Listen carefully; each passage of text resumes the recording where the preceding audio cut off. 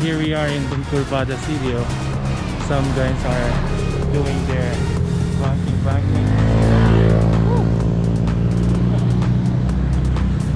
There you go.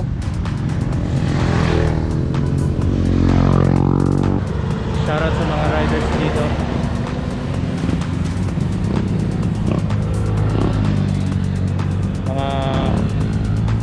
Mga malalakas ang loob. Hindi natin kaya yon. Sila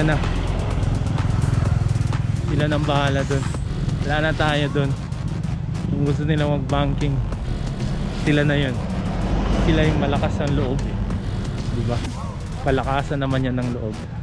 Tambay muna tayo after the charity ride. Tambay dito sa Curvada City.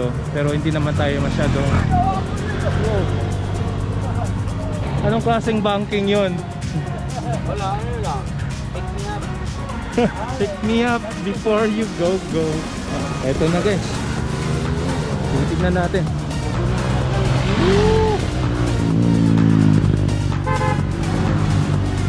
Op. Yun na nga yung sinasabi nila. You have to know your limit and the limit of your motorcycle. Kasi, yun na nga, kahit gaano ka pagkagaling, kung ang motorcycle mo ay hindi naman para sa ganyan, edi huwag mo nang pilitin, di ba? Mahirap kasi kung pilitin mo eh.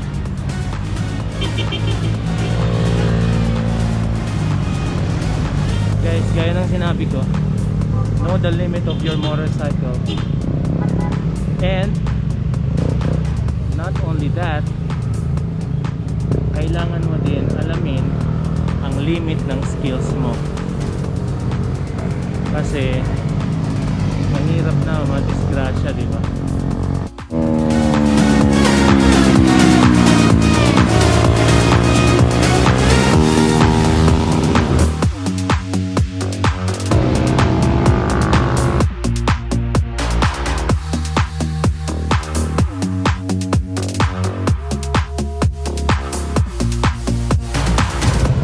Parang ako natatakot sa mga ginagawa nila. Dapat malakas talaga ang loob mo. Dapat talaga malakas ang loob kapag gaganito ka. Shoutout ang mga amigo. Shoutout. Para sa iyo. Sticker. Motorin. Shoutout.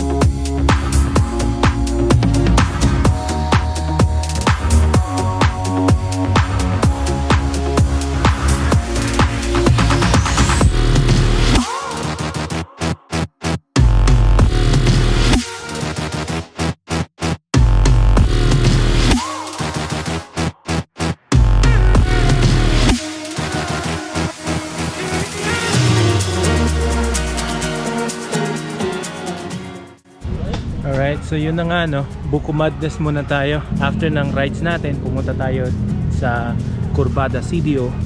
And now we're here in Kibawe. Actually Bukidnon na to eh. May isa tayong kasama doon, si Boss Upaw. Boss Upaw. So, kasi kalbo kasi siya eh. Ito yung farm nila. Laki, ang lawak, presko. Dami, iba't ibang mga prutas dito. May mga mangga, buko, may mga rambutan pa daw, at yung mga lansones may mga bayabas. Yun, may mga gabi, kamote, dami. Sarap talaga. Thank you kay Sir Jun, kay siyang umakyat yan, tinood nga pilot. Buko Madness time. Buko Madness. Side trip So sa din. lahat ng mga hindi nakasama, maglaway lang kayo. Hindi, loko lang. Sunod, next time, dito tayo ulit. Nag-offer si Upaw. Oo. Offer daw dito sa susunod. Pwede tayo mag-boodle fight dyan. Kung ano-anong klaseng fight, pwede. Libre na yung lubi. Oo. Yung buko. Oh, lubi, pwede rin. Sponsored by Sir Oops. Oppaw Gangnam Style.